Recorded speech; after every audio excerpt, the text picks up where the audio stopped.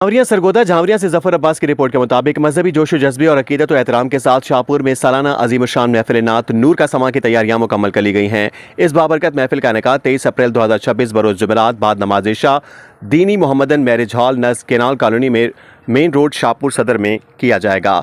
इस रूहानी महफिल की सरपरस्ती सैयद अमीर अली शाह सरपरस्ती आला मरकजी अंजुमन नात ख्वानी तहसील शाहपुर करेंगे।